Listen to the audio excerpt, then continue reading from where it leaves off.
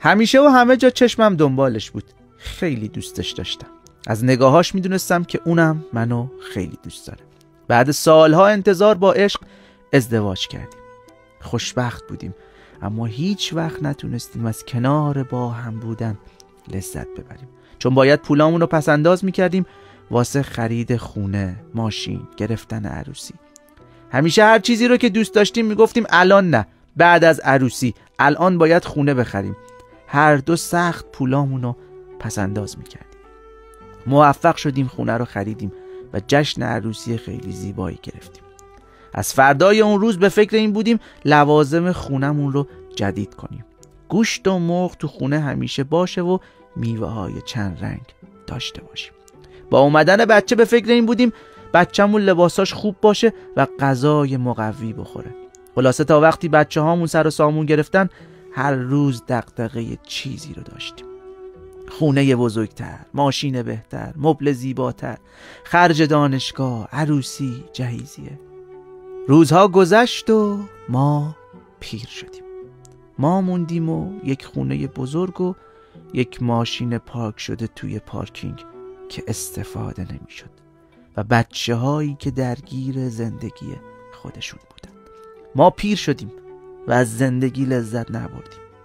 پیر شدیم و یادمون افتاد هنوز اون کافه‌ای که قرار بود بعد از عروسی بریم و نرفتیم. یادمون افتاد اون شام رؤیایی 2 نفره رو نخوردیم.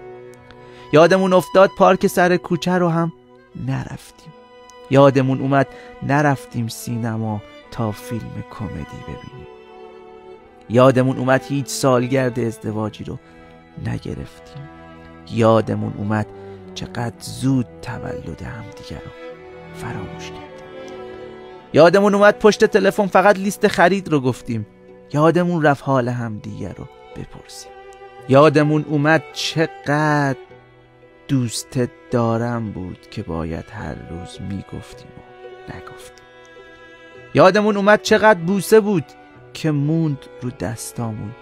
یادمون اومد چقدر وقت بود که همدیگر رو در آغوش نگرفته بودیم. یادمون اومد عکسای 2 نفرمون رو نگرفتیم. از این زندگی ما فقط یاد گرفتیم داشتن خونه و ماشینش رو. هیچ کدوم نمیخوایم خوشبخت باشیم. درست ریخت و پاش و ولخرجی خوب نیست، اما نه اینجوری. از من به شما نصیحت، از الان کافه های زندگیتون رو برین، فردا دیره. با همسرتون شام برین رستوران، لباسای قشنگتون رو براش بپوشید. هر روز هم دیگر رو ببوسید، حتی اگه شده یک بوسه. شب رو فقط در کنار اون صبح کنید. تولدها رو فقط با یک کیک یا یه شاخه گل بگیرین. به خدا کافیه، به خدا قشنگتر از کادوهای گرون قیمت. سالگرد ازدواجتون رو شام برین بیرون، نذارین اون روز فراموش بشه. با همسرتون به پارک برین، هر روز بهش بگین که دوستش دارین. گاهی فقط با یه شاخه گل همسرتون رو شاد کنید. عکسای 2 نفره زیادی رو بگیرین، شاید همیشه اون یکی نبود. سینما برید، فیلمای قشنگ ببینید.